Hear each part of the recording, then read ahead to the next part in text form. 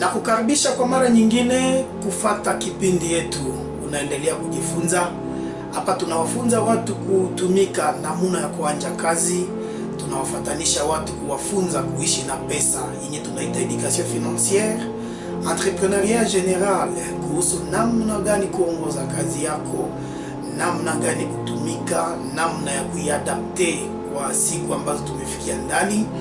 Na humu pia tunakufundisha kwa hii chaîne yetu vitu mbalimbali, yani maopportunité ambazo zinazunguka ikusaidie kukua na we unaweza profite maximum ya wakati yako ambao unaishi hapa chini ya dunia. Vile vile juu ya hii chaîne utaweza pata video kuhusu information zetu za Chabibo kupita kutoka kwa Radio Pendo Kivu, vile yetu ya Butembo inakuwaka vile publié quelques fois juu ya hii chaîne.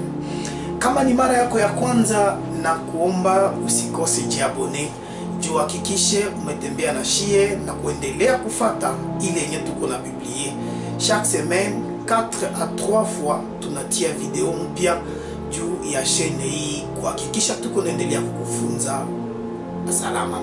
Nite bienvenue Lutsumbi Kambale, niko mpashaji habari, niko journaliste, niko vile mwanjilishi wa kikundi mbalimbali ya wa entrepreneur. Tunafundisha wa jeune, wa adulte vile kufanya kazi. Tuko na kikundi niko na plus de 150 personnes ambao wako wanajifunza kulima culture ya muvile, tunaita kama culture urbaine. Wanalima carotte, wanalima shu, kutengeneza mabuyoka na kuwafunza kutengeneza vile mbegu ya mabuyoka na vingine.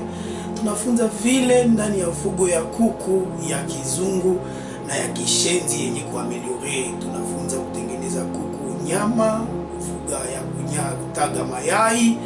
Tunasaidia vile kufuga kuku ya kidogo. Tunasaidia vile kufuga zengine nyama zozote ambazo zinaishi na mtu ndani ya muji ya Butembo. Hatutoke ndani ya mji, tuko ndani ya muji ya Butembo.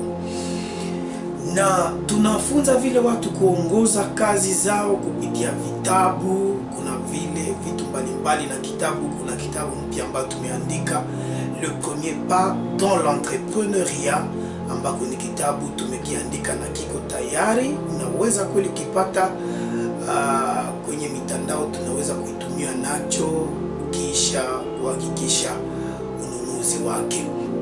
Na kitabu ambayo ndani yake tunafundisha mtu namuna gani kuanja kazi, vitu mbalimbali ambavyo vinakufaa ili uende wanje kazi yako. Ndani ya ile kitabu pia tunakufunza koma kuongoza, koma gérer kazi yako, yani vile gestion, contrôle ya kazi. Ni ya maana inaweza sukuma mtu kazi yake kufariki sababu hakukuwa na ikontrole kama ilivyo. Ndani ya ile kitabu tunakufunza koma kuconstituer fond d'investissement yako ya kwanza.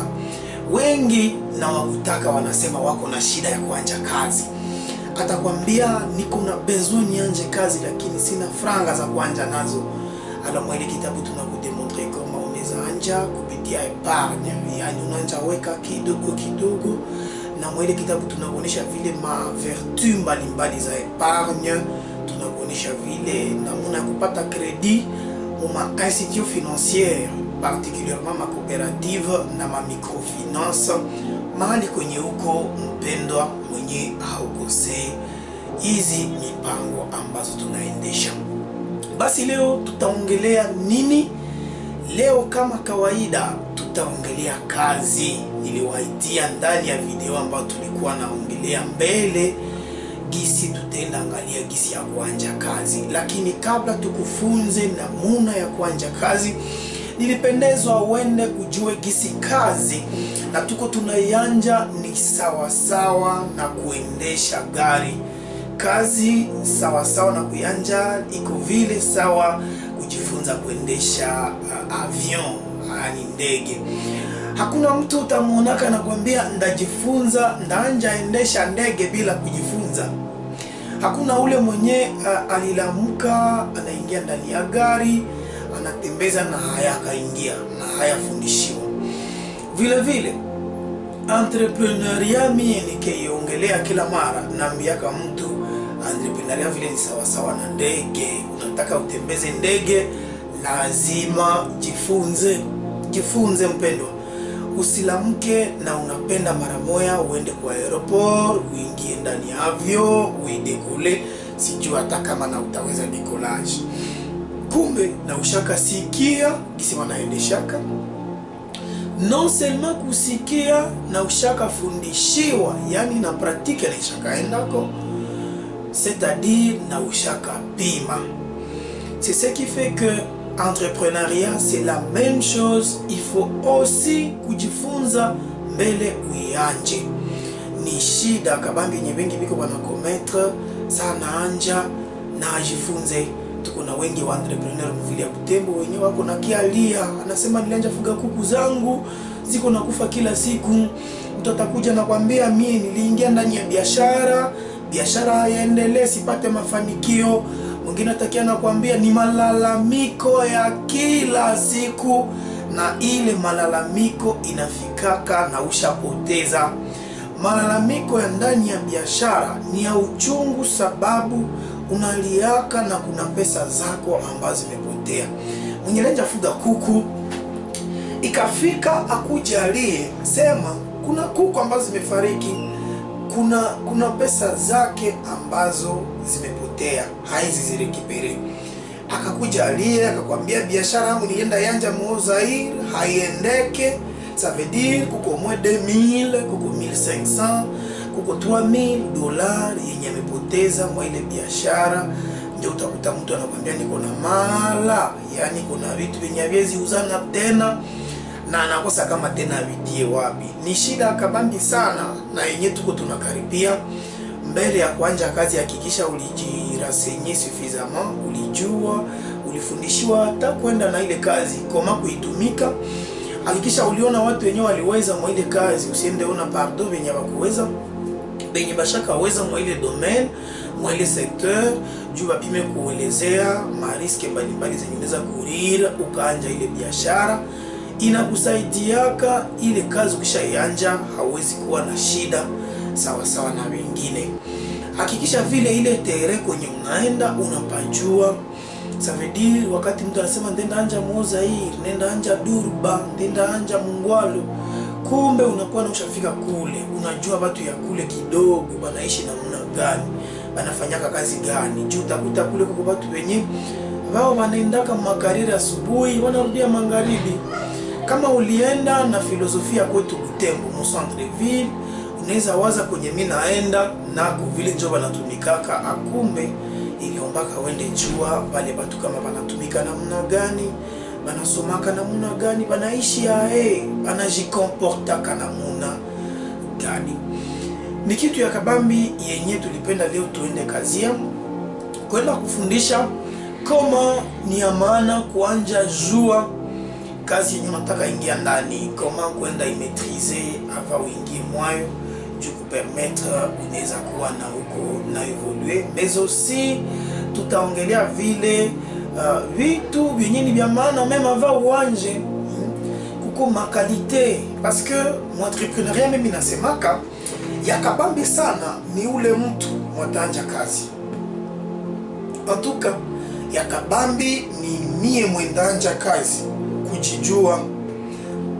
Bengi tunaandaka anja kweli kutafuta kujua kazi yenye ndafanya inajikoba utaka namna gani, kazi yenye ndafanya inaweza toa matunda namna gani, kazi yenye ndafanya iko na mariske gani zenye mimi nakuri. Oui, c'est bon kufanya ile kitu, mais lakini ni afadhali vile kujijua kwanja we mwenye utafanya kazi. Mu entrepreneuria ndaweza sema a 40% watu wanashindwa kajuu yeye enjoy kwako problem. Mimi napunguza hata juu kwa mwingine mwenye alikuambia ndani ya kitabu yake ke riske ziko lié kwa mwenye kwa na entreprendre zinaenda mpaka 80%. Mimi nakusaidia kuliosha kia 40% biashara kutendelea kama we njoko na maatu huko na zile attitude, ma compétence, uwezo yenye na permettre kazi ikwe na endelea. Njoo inacha leo ndani ya video tutaongelea urefu kuhusu maatu, makompetenso zenye inabidi ukuwe nazo juu uhakikishe mpendwa wende uweza. Na kweli unaweza katala kukuwa na zile atu zote, unaweza katala kuwa na zile makompetense zote, haina shida, lakini ni afadhali kukuwa na unajua kukuwa na zimwa kati yazo ni ya maana sana. Ile nyeta kufundisha leo kwa ndani ya ile kitabu yetu Le Premier Pas dans l'Entrepreneuriat. Unaweza fanya commande na tuandikia commentaire que uko na besoin de kitabu. Ni kitabu niko vendu à $5 en dur ama numérique. Yani unaweza ipata fashi yote kwenye huko tunakutumia nayo, kisha transfer ya monnaie virtuelle kwa namba zenye uko unaona kwa hii chaîne yetu, ama unatuandikia kwa zile namba kitabu ikufikie mara moja. Mpendwa, nilipenda kwanza nikuoneshe aina mbalimbali ya watu wenye wako dispose kwa wanaweza ingia mu entrepreneuria. Sababu ni watu wengi wako wanajiuliza, est-ce que na mimi ndeza kuwa entrepreneur? Est-ce que na mimi ndeza weza entrepreneuria? Kila mtu yuko anajiswali ile maswali. Lakini ningependa kuhakikisha hizi entrepreneuria inapokeaka kila mtu mwenye anapenda kukuwa entrepreneur. Ça veut dire ukakuwa unahitaji kuwa entrepreneur, unaweza kuwa entrepreneur. Lakini haiko kila mtu ndio atakuwa automatiquement entrepreneur. Unaweza kuwa kutaka usiache kutaka tu, lakini uanje vile. Utake na uanje ni ya maana sana. Entrepreneuria iko afadhali sana kwa wale watu wote wenye ndani ya maisha kupokea, maisha ya salaria hawakutosheka. Uko mkazi unapokea $50, mahitaji yako ni ya 80. Uko unamaliza mwezi uko modeni ya 30. Uko mkazi unapokea $200, hitaji zako na zinafika $500. Wale watu kabisa, hii kipindi na kuhusu sana. Ni heri ujue dawa ya kabambe nyinomba ufanye ni kuingia ndani ya entrepreneuria. Kisi niliambiaka wengi na tuko tunakomande mwimbo ya wanamuzika wetu wa Kongo ambao waliimba mzuri, nyimbo ambayo ilipendeza watu wengi, nyimbo ya kusema nini tosalite. Mie personnellement nilikuwa na mawazo kama nini hatuyafanya ni entrepreneuria. Ba jeune wengi tuko tunangwa tupate makazi, mabiro, chibo tunapenda tuingie mpolitique. Et dans ce contexte, haitu permettre tuko na pata zetu tunahitaji, haituruhusu tufanikiwe, na inasukuma wengi walie na kuendelea kulalamika nini tosalite na waza ya kupima ya kusala is entrepreneuria. Mtu haina pili yenye naweza entrepreneuria na mwenye entrepreneuria ni ya maana kwake ni mtu wote mwenye anapenda anje lakini hajue kama anje namna gani. Ça veut dire kipindi takusaidia. Hiki kipindi tasaidia pia ule mtu mwenye anapenda abadilishe projet, sababu projet ni alianzisha mafanikio ndani haiko nafanikiwa ndani. Mtu mwingine mwenye hii kipindi ya leo inakuhusu ni ule mwenye alianja lakini ameconnect maesheki zengi. Huko nafuga ziko zinakufa, huko unashindwa kila mara na unapenda ubadilishe projet, hii kipindi inakuhusu. Mtu vile mwenye anataka akuwe naye pia anaweza epuka yenye tunaitaka marnaque, yenye tunaitaka wizi. Wizi umekuwa wengi. Watu wengi leo ma internet anaanza fundisha, nalamuka leo ni mwalimu entrepreneur, akumbe hata kuna kitu fulani nyeko na njia, mtu atakuwa mwalimu, hakuna hata entreprise fulani kidogo nyeko nayo nyeko na njia ndani. Jutu awaibe watu mali. Wengine carrément ni mtu mwenye anakuambia anaweza kupatia ma competence juu réussir. Akumbe anatafuta tu kuibe pesa. Bengine atakuletea opportunity, kitu inafanana opportunity, unampa pesa zako na anaziiba na akupe chochote. Bengine atakwambia kuko opportunity fulani na nakuingiza ndani, akumbe yeye mwenyewe anatafuta fanikiwe na wewe upoteze ndani. Wale wote ambao waliishi aina ya arnaque sawa na zile, hii kipindi vile ni afadhali kwako na inakuhusu, na kitabu tulioandika les premiers pas dans l'entrepreneuriat inaweza kusaidia sana uweze kuona sura mbalimbali ya vitu ambavyo vinaweza kuiba mali kidogo yenye uko nayo. Mali yenye uko nayo, kazi ya kabambi haiko tena sana kuikomalisha, ni kwanza kuichunga. Kabla ukuwe na ugumu ya kukomalisha mali yenye uko nayo, ugumu ya kabambi yenye mwanadamu anakuwaka nayo ni ugumu ya kuchunga ile yenye uko nayo. Kuchunga ni kazi ya kabambi kushinda kuzalisha, kuzidisha. Sababu kuzidisha inakuomba tu kuchunguza, na kisha kuchunguza kupata idea yenye ndani yake utainvestir. Kisha pata ile idea uende étudier sur le marché. Kisha maliza étude ya ile idea, unaona rentabilité yake iko namna gani, unakalkule risques ziko lié kwa ile idea na kujidemare, kujilancer mwa ile idea juu uishi kama inaweza kusaidia. Lakini kuchunga ni kugumu, sababu kwa kuchunga wengi wamepoteza. Alienda waka fashi mbaya, wengine anapoteza alitia fasi yenye yombe, wengine anatia fashi ndani mariske ziko zengi, ainsi de suite. Basi leo nikueleze kuhusu entrepreneur ni nani. Entrepreneur mie kwa kumuelewa mina muitaka mtu yoyote mwenye analeta majibu kushida ama hitaji ya watu wengi. Narudilia, entrepreneur mie na muitaka mtu yoyote mwenye analeta majibu kwa shida ama hitaji ya watu wengi, na ambayo kweli inaomba majibu ya sasa. Ça veut dire l'entrepreneur anajidéfinir par un problème yenye na résoudre ama un besoin yenye na satisfaire. Utakuwa entrepreneur wakati uko unajibia ku problem ya watu, uko unasatisfaire besoin ya watu. Lakini haitoshe, kinyume ya kujibia hitaji, kinyume ya kujibia shida ya watu, pata mafanikio. Kuko obligation ya kupata profit mwile solution yenye ulileta ku probleme ama ku besoin yenye uko natembea nayo, yenye ulisaidia watu. Ukasaidia watu ku résoudre probleme yao, unasaidia watu kusatisfaire besoin yao, hauna mafanikio yote ndani, hauyakuwa mara moja entrepreneur. L'entrepreneur va se définir wakati kumekuwa rentabilité, kumekuwa profit, umejiretrouver. Tunazoea kusema kumbe unajiretrouver uchenye uliletea watu. Juu ikakuwa tu entrepreneur mtu wote ya kuresoudre problem, akumbe na mama wa kupigia bwanake mafika ni entrepreneur. Juu aliresoudre problem ya kugeuza vichakula vya mbichi au vya kuivya. Mnaona gisi hawakumulipa, sasa alipelekea bwanake. Wakati ule mwanamke atapigia bwanake hatalipiwa, hakuwa automatiquement entrepreneur. Atakuwa entrepreneur kama ile chakula yenye alipiga mafika yake, anaiservire watu wa kupita na wanalipa, ama bwanake anaiuza na ilipa.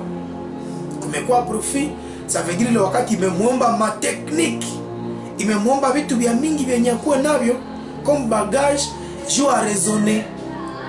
Nilivipiga, niliviuza kwanza ngapi? Viliniomba nini juu hivi? Sasa vilikuwa bisha hivi, vilikuwa na vimekula totali ya ngapi? Niliuhishe namuna gani? Nafasi kwenda ikala nilipalipa ngapi? Ana kalkile vile yote. Serikali ndailipa ngapi? Kisha anatia ndani ka profit kidogo, pale ndio amekuwa entrepreneur. Yani utaona gizi wa kuresoudre problem ya kawaida, yeye hahitaji kazi ya mingi. Lakini entrepreneur iko na besoin matitude zengi, iko na besoin ma competence juu aweze kufanya ile kazi. Sababu kama hakuna zile ma competence, atapika tu chakula na naipana gizi aliuza par exemple, kisha anakia connaître yenye kumwisho tunaitwa perte. Tunaenda sikia mbosha poteza, na kisha poteza inakuwa namna gani? Anarudia nyuma na kazi yenyewe inaisha. Ndio maana inakuomba wewe mwenyewe kunisikiliza uelewe kwanza ambao wewe ndio una zile attitudes zenye entrepreneur anapaswa kuwa nazo. Wende elewa kama entrepreneur ni mtu gani. Ni mtu yoyote mwanaleta jibu ku probleme ama besoin ya population na apate profit, na ile probleme akuwe na yenye identifier ikuwe ni nahitaji jibu yenye iko ya urgent. Ça veut dire iko niko na besoin ya jibu ya mbio mbio juu kaenda taka résoudre problème yenye watu batalagaka ku problème ku solution yake après miaka 10 sema ni après 10 ans ndio batauzaka chenye ulitengenezaka.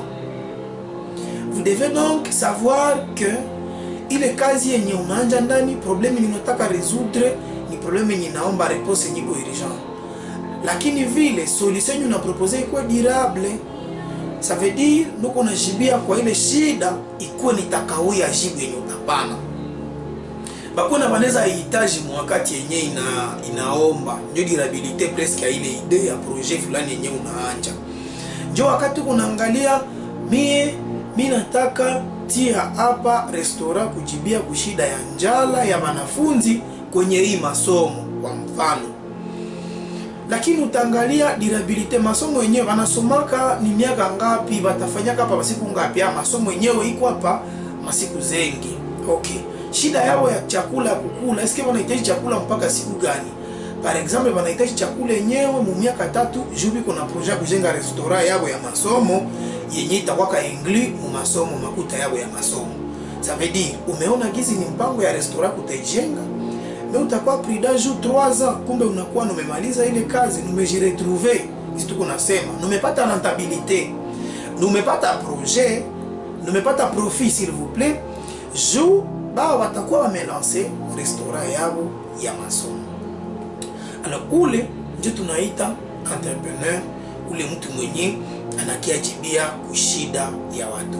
Kuna aina mbalimbali ya entrepreneur. Kuko mwe tunaita batu benye banaweza kuwa entrepreneur de nature, bale benye mudamu hawapendake kutumikiana. Ndio mtu yote mwenye uko unanifuata, wewe haupendake kutumikia mtu, haupendake kukua uservice ya mtu mwingine, wewe unatosheka kana uko unajitumikia. Ale watu usiwaze ni sentiment niko mwe bure, iko izu hautake kukuwa na dependre na wengine. Ça veut dire wewe kumbe unafuata jikaza developer ile mentalite ya kujitumikia mbele ya wakati, sababu hauchuki yake kutumikiana bure. Iko juu unapenda kwake autonome, unapenda udependre na wewe, haiko juu unapenda facilite, meni juu unataka kitu chako.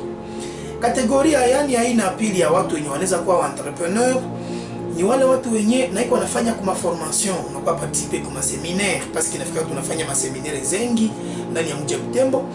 Uko na participer kuma formation mbalimbali, lakini mpendwa unakuwa na unapata hamu ya kuanja kupitia ile kwenda kuma formation. Unasoma mavitabu na inakusisite hamu ya kuanja. Bale watu haiko bure ile hamu kuzalikana ndani yao. Aina ya tatu ni wengine watu wenye bao biko tayari kuanja me hawapendake waanje wao peke. Anapendaka anje pata experience njoo anjake na yeye peke. Hapa tunabaitaka ba entrepreneur de collaboration. Mtu mwanapenda kuanja par collaboration, ajiassocier ku mtu mwingine, ajiassocier waanje limoya, kisha sasa taona kisi vinaendelea naye na kupata experience njoo atembee peke. Kategoria ine ya watu wenyewe wako parmi wale wetu na klase me wako na difficulty ya kuingia mu entrepreneuria. Hii kategoria ine iko na difficulty ya kuingia mu entrepreneuria. Ndio wale wenyewe wao wanapenda makazi ya kutumikiana. Parce que kuko vile watu biko passionné kutumikiana, yanapenda salaria, hapendi mafikiri ya kuwa na raisonner kwa kazi ya watu, hapendi kila siku kuwa na lalamika tena mimi nenda tumikiana tena kandi ndasibire mibeko ya watu. Kuko vile wale watu wenye yeye anapenda kazi ya kutumikiana, kisha imaliza mpatie mshahara yake na vyake vinaisha vile. Kwa ile kategori usijilance mbio mu entrepreneuria, juu unaweza choma franga za watu ama zako bure.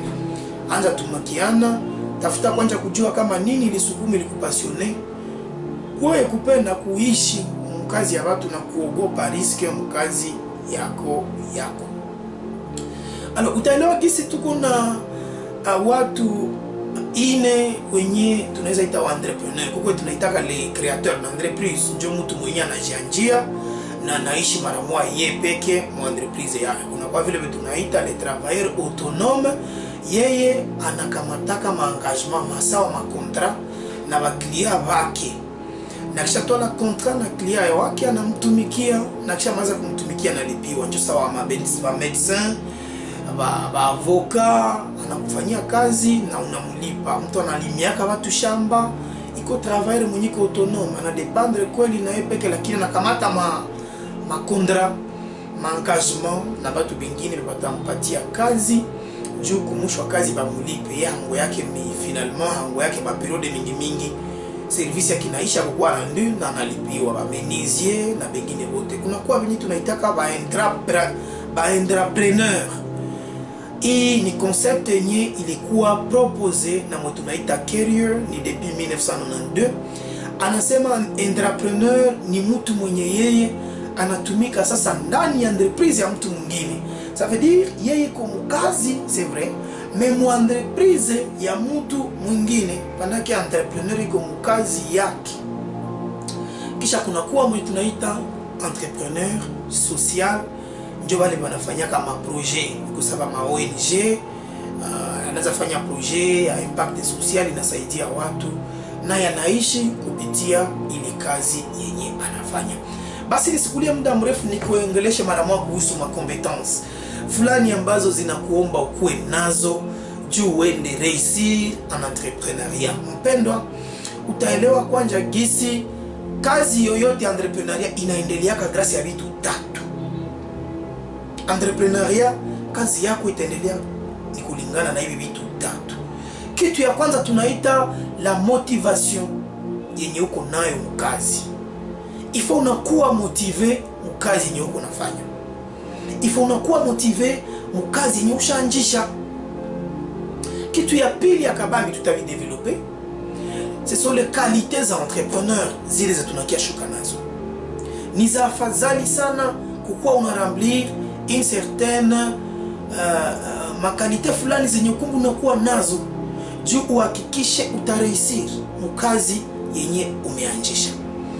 Ya tatu, c'est l'intérêt ya opportunité yenye unaanja ndani. Ça veut dire hapa ni intérêt ya problème yenye uko nataka résoudre, ile solution unaletea watu, ile opportunité yenye uko affronter, ile besoin unataka satisfaire, il faut qu'il y ait intéressant.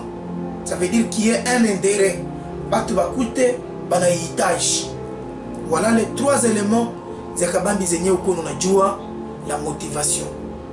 Ni ya maana sana kukuwa motivé. Ya pili, makalite zenye ifo unakuwa unaramblir juu réussir. Ya tatu, ifo projet yako unakuwa intéressant. Alors, kalite fulani zenye tunakupatia ziko situé ku 3 dimensions ya mwanadamu. Kuko makalite ziko lié la psychologie ya mwanadamu. Kuna kwa ziko lié na akili ya mtu. Ça veut dire kwa akili yako kuko aptitude, yani kuko vitu venye kumbu unakuwa navyo sawa utajiri ku niveau ya akili juu réussir. Mais aussi kumbe unakuwa na vingine ku niveau physique, parce que munayua na uko unaanja kazi yote iko na ma exigence zake physique, intellectuelle et morale. Unaenda kanja kazi unajua gizi siweziweza hii kazi juste remplir physiquement zile critères. Par exemple, unataka ukuwe infirmier na unajua banalaka ku garde, banakuwa na manui zenye haizilala, wewe physiquement unajijua uko très faible qui hawezi weza kupasser une nuit au service ya batu. Ça veut dire ile difficulté inaweza kurattraper à la longue. Alors, nikupatie kalite ya kabambi, yani attitude ya kabambi yenye kumbu nakuwa nayo, tunaitaka l'intuition. Intuition inamaanisha kukua na unaweza kuwa na uko naona entourage, maeneo, environnement yenye unaishi ndani, ukuwe sa mwenye unaweza kuwa na ile reflex ya kukuwa naona hii ni cop, hii ni opportunité. Hapa nikakia wako sema kude na ndaji retrouver. Iki kitu gizi kinatembea kitakuwa rentable hivi, ndeza investir mwacho hivi. Iki kitakuwa ka besoin ya watu da autant de jours, niangalie kama ndeza njaji atake kuwacho namuna gani. Intuition inakupermettre ukue unaweza ona mbele vitu vyafika. Unaanja anticiper ma solution ku kitu yenye unasandiri. Watu unava sandire ke hii ni vrai problème, wewe ushanjaona ke masinyo, yani alama zeziko zinaonesha zinaona ke hii ni problème. Da 2 ans itasumbua watu. Nda proposer kwa solution fulani na ndaujisha hivi. Kitu ya pili, aptitude ya pili yenye kumbe unakuwa nayo tunaita l'imagination. C'est par l'imagination maintenant que mon entourage yako, mon environnement kupitia intuition ulikostate. Par imagination unachunguza na kujenga solution jibu kwa ile shida. Ça veut dire intuition yao inakuservir au niveau ya kudemandele, yani ya kuvumbula gizi hapa kutakuwa hitaji, hapa kutakuwa problem, hapa kutakuwa nini.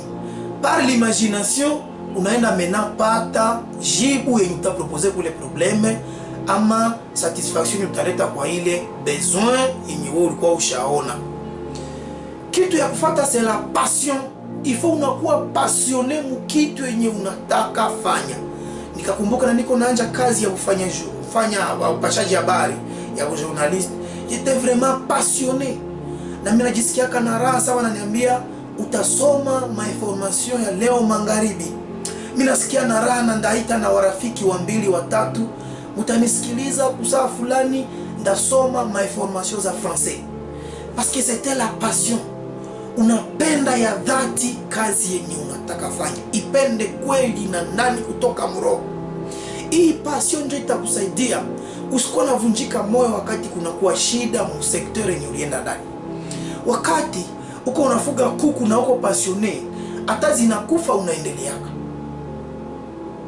C'est la passion qui va t'aider à maîtriser ma mouvement zote zenye zinakuwa zinaweza kuangusha ndani ya kazi yenye uko unafanya.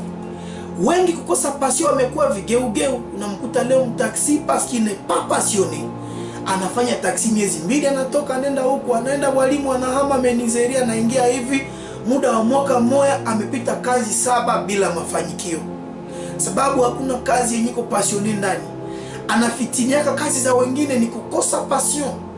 C'est le manque de passion itakusukuma na ukoona mtu mbanki unawazi ko mieux kukushinda na unakuwa na susi ya kusema na mimi nakuwa banki.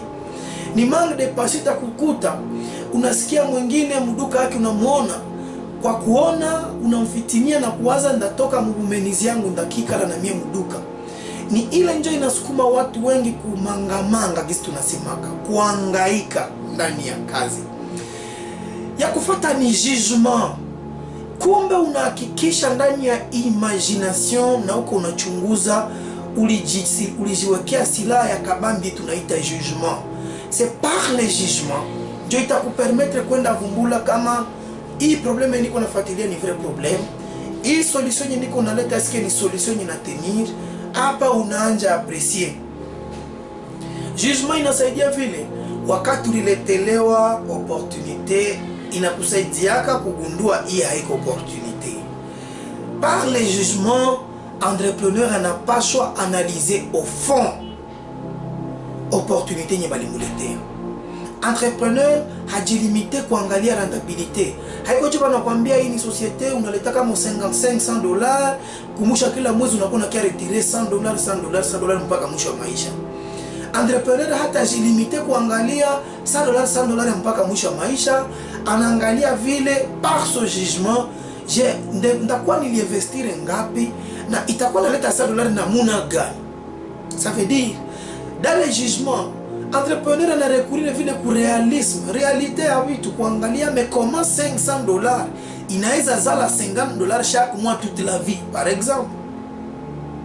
Hapa anapika analyse critique, ana recourir ku esprit critique juu a analyser moya aendelewa anakuta ce n'est pas logique.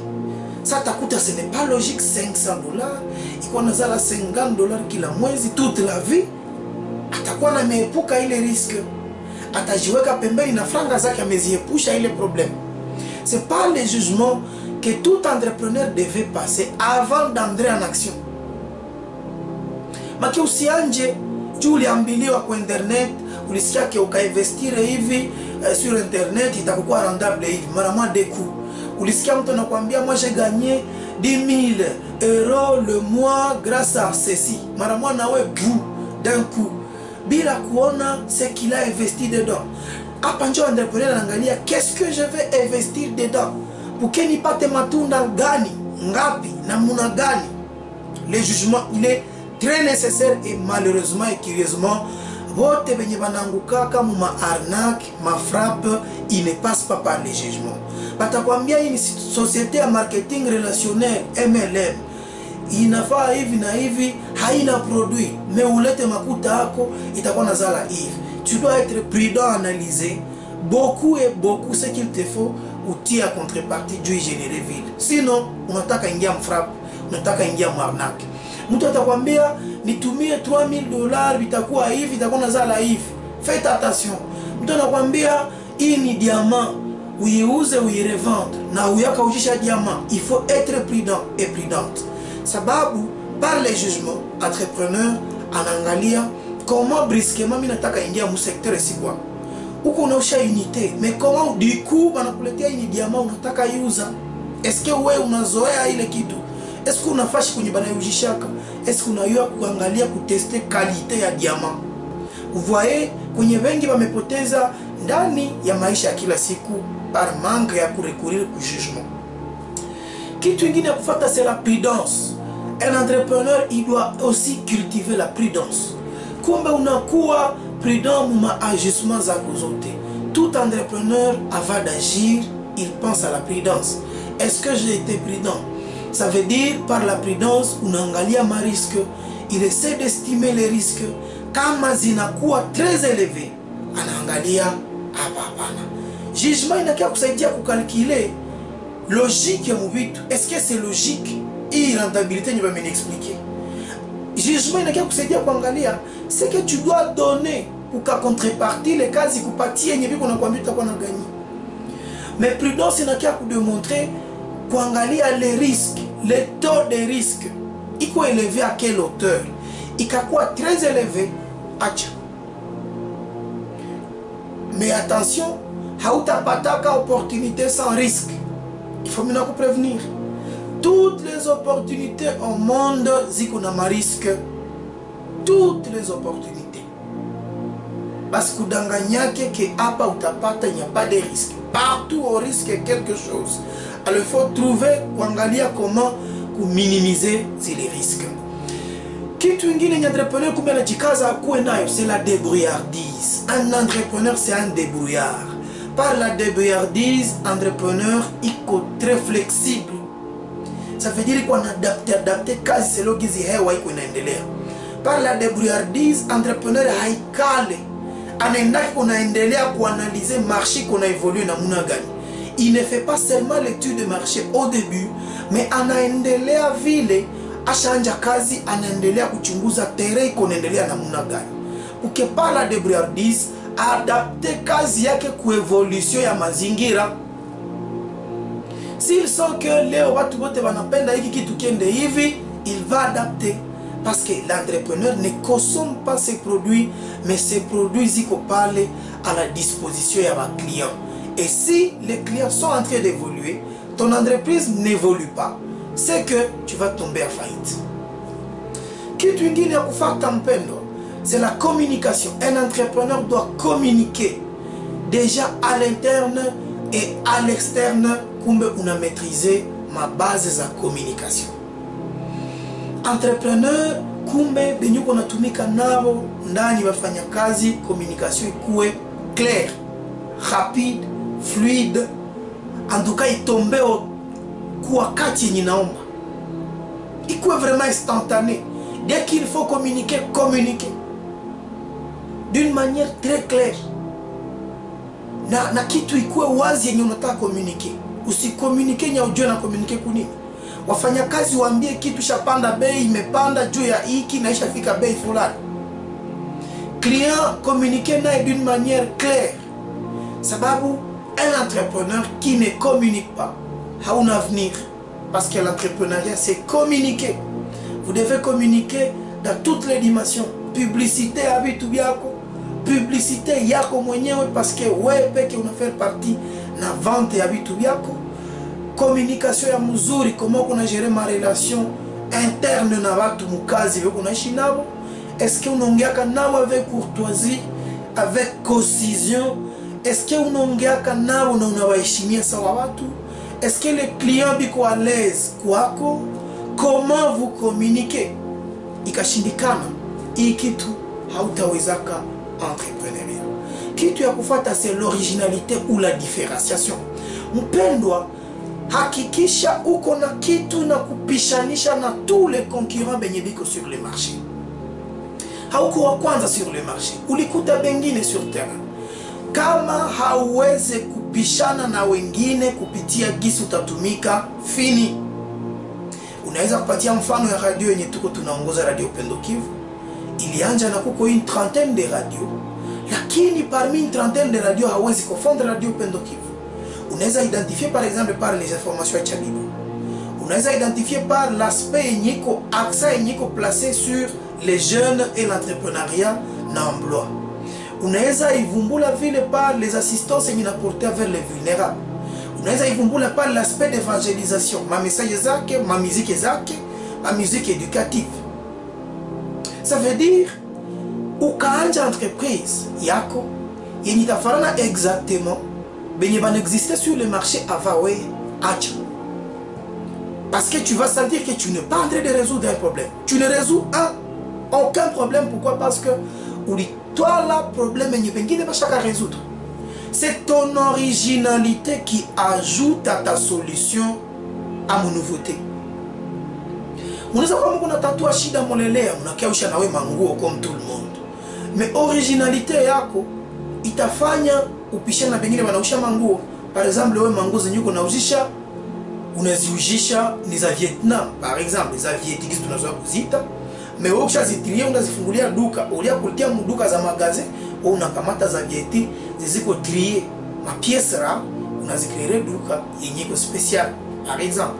Ça veut dire l'originalité chez toi ni za Vietnam, mais haiko manguo moya hivi, ni manguo ziko trier zina répondre aux critères fulani. Par exemple aussi pour une couche donnée ba mama ama ba jeune garçon uniquement. Ton originalité unaweza itirer de quoi? Originalité yako unaweza tokea dans tes compétences, dans ton talent, dans ton don. Kila mtu kuna kitu alipatiliwa na tuko tunazaliwa. Ya wengine ni kuongea. Unakuta mwingine originalité yake anaanza restaurant, anatia difference na wengine wote mkuongea na wakilia, anaongea nao bien sana. Oui, inaweza mfanya aendelee. Mwingine anaweza kuwa don yake, il est très courageux. Mwingine iko dans ce courage là, il peut puiser quelque chose d'empêcher na bengine. Originalité, différenciation, unaweza itirer vile des faiblesses de tes concurrents. Hakikisha unajua ba concurrents bako. Quand siku tutaongelea kwa étude ya marché, mu video hizo zinafuata. Tutakuonesha kagizi mu étude ya marché aspect ya kwenda angalia concurrence na faiblesse yabo, ba concurrents na ma faiblesse zabo inasaidia kabisa.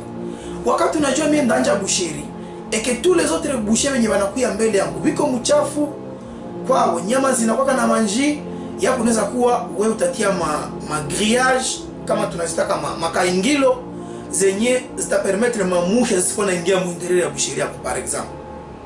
Uke utatia vile réfrigérateur, unakuwa na congélateur fashi ya kuweka nyama kusikuwa na haribika. Ça va faire ta différence parce que kwa hakuna nzi, uchafu nayo haiko. Unaweza tia deja noko na jenga ile boucherie yako, juu ulipenda umize sur la propriété, unatia dalle ndani, unaipendre de nouveau, unatia na tala kilander.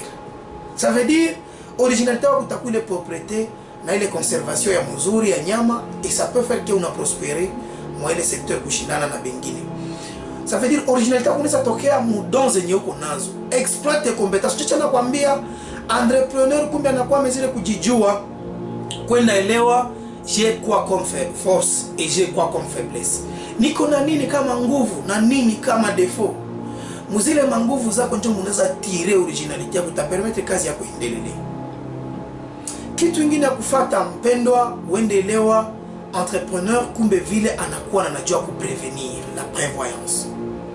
Dieu nous permettre kuwa na gérer mzuri Un entrepreneur doit toujours prévenir, prévoir aussi. Pour prévenir, n'a pour prévoir. Ou quoi n'a préparé. Tout ce que tu fais, toutes les actions que tu poses comme entrepreneur doivent être préparées au préalable. Usifanya kitu kupanga. C'est pas brisque que unalamuka nanja publicité. Minanja hiki. Chunguza kitu, panga kitu na ukianje na unajua résultat attendu ni hii. Kitu kufata, un entrepreneur doit être un bon leader. Leadership, ça veut dire mon management yako kumunakuwa leader. Leader wa mzuri, unajua njo ule mwenye anaweza toa la magumu ya wenyiko natumika nabo sawa yake. Un bon leader anaongoza watu. Un bon leader ne commande pas beaucoup mais montre la voie à suivre. Anaonesha hivi ndio banatumikaka. Haiko wewe fanya hivi. Il doit montrer la voie à suivre. Un bon leader sert d'exemple, anakuwa mfano yepeke. Anaanjia hako kazi, anasema tuende hivi. Haiko wewe boss ndio utakuwa na ikala jume kuwa boss, unavimba mchikiti na unaleta maordre. Jikaze kuwa leader. Ça unaingia mu entrepreneuriat pour que ukue na unangoya ku réussir. Un entrepreneur doit aussi apprendre à négocier. Ni compétence ni très importante de nos jours dans l'entrepreneuriat. Leo unaanja haujue ku négocier, tu vas pas évoluer. Parce que la négociation est à ya maana. Lorsque tu tafuta ba associé, ba partenaire, ba client. L'entrepreneuriat ni négociation à kila wakati. C'est une partie bien sûr de la communication, mais négocier a aussi des stratégies. Tutaongeleaka dans une des vidéos comment négocier na comment kukomalisha ma potentialité za kuwa un bon vendeur ma vidéo za kufata. Usikuwa nakosa fata video zetu. Tuende malizia kukuambia gizi, un entrepreneur doit aussi apprendre à maîtriser un peu les finances et la comptabilité. Hakikisha uko unajifunza vile kuelewa finance inatembeaka namna gani. Kuelewa comptabilité, ça marche comment. Inaweza kuwa ridicule wakati banakia uliza serikali na uliza entreprise yako, tunakia tafuta maeta financier ya duka yako. Yaani banakia uliza santé économique et financière ya kazi yenye unafanya, hausikii hata kama banatafuta nini. Kumbe unakuwa unajua qu'est-ce qui est passif, qu'est-ce qui est actif. Kumbe unakuwa unajua quelles sont les charges de mon entreprise. Kumbe unakuwa unajua bilan ya entreprise inaweza fanyikana à la manière vulgaire hata namuna gani. Pas nécessairement que ulisomaka comptabilité. Hata hauisome, hata hatuisome, leo tunafanyaka ma bilan. Moi-même je l'ai fait. Il m'arrive de faire le bilan ya une activité entrepreneuriale yangu yenye miko minafanya. C'est très important pour nous évaluer comment nous sommes en train d'évoluer. Kuweza kukua na unamekize et les immobiliers et tout ya kitu yenye kunatumika na gisu kuna évoluer. Ça veut dire de nos jours iko très important kujua bile bitu. Il faut vraiment kukua nafanya ma coaching na ma formation. Kitu ingine nisiwezi kosa semea na niko namaliza, c'est la persévérance. Dans l'entrepreneuriat, vous allez comprendre que matunda haikuye wakati unaanja. Hautaanja leo na matunda kesho d'un coup, hapana. Entrepreneuriat inaomba persévérance parce que nuko unaanja kazi inatembea pole pole. Hauna moyo wa subira, haujue kungoya, hautafanikiwa. Na mpendwa, hapa njoni kukumbushe, wengi d'entrepreneurs bana tu précédé bali réussir après beaucoup d'échecs. Ni mfano ya mwenda twala Thomas Edison mwenye aliyevendait lampe électrique na beaucoup d'autres appareils. Thomas Edison a échoué 10 000 fois na iko anatengeneza lampe électrique avant ya mwisho wake. Wewe umeshindwa ya kwanza, umeshindwa ya 7, ushakachoka. Mwingine alifika ku 10 million fois. Mpendwa, kuna mwingine ambaye alikuwa anatafuta financement juu andike kitabu yake iendelee. C'est un américain na ile kitabu imekuwa un livre qui a beaucoup été à succès. akatafuta financement jusqu'à la 144e personne. Ni mtu wa 144e ndio alimpatia ka financement.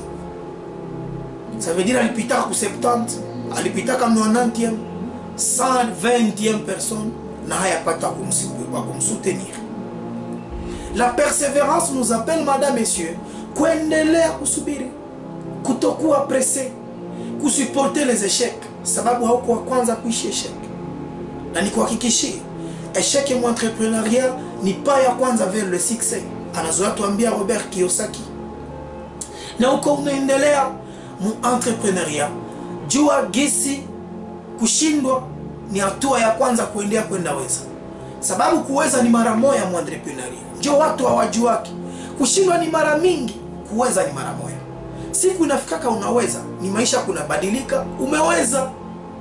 Il faut maintenant unajifunza ku maintenir succès. Mais ça ungali nashindwa, utashindwa mpaka siku utawezaka. C'est ça la vérité. Na hakuna mwenye atashindwaka dans l'entrepreneuriat. Pourquoi? Parce que nous qu'on entreprendre, unanjaka, hautabakiaka gizu ulikuwaka. Au moins un jour, wa utakosaka chakula sa wengine. Au moins un jour, hawezi kosa franga dawa. Au moins un jour, utawaka na kenye benye bakutumikaka habana. Ça veut dire benye bakuanjaka hawatakwaka na kenye utakwaka nakyo ile siku. Voilà pourquoi je vous encourage, mesdames et messieurs, kuanja kazi. Ni Bienvenue Lutsumbi ambaye alikuwa anakuongelea kuhusu les aptitudes nécessaires juu uanje kazi. Tumepima balaye na we limoya, ce qui est très important juu mtu akuna anaweza anja biashara yake. Lakini utaelewa zile compétences hauko obligé uanje na zote. Zingine zitakutaka na uko naanja. Mais aussi hautaanja kerire zote mara moja wa magazine zote ndio uanje biashara yako. Anja zingine zitakukuta na uko unatumika. Mina kushukuru sana wewe ambao ulikuwa unatufuata. Usisahau kitushadia kitabu yenye iko na ndani hii matière yote na kuideveloper bien. Kitabu iko intitulé Un pas, le premier pas dans l'entrepreneuriat. Ile ndio titre ya kitabu. Kitabu yenye iko disponible, unaweza tuandikia, tunakutumia kitabu iko à vente moyennant $5 américains seulement. Na inakufikia kwenye huko en dur comme en numérique kama unapendezwa nayo. Tunakushukuru, usikose jiabone. Juu kuna mengi ambayo tutaendelea kujifunza.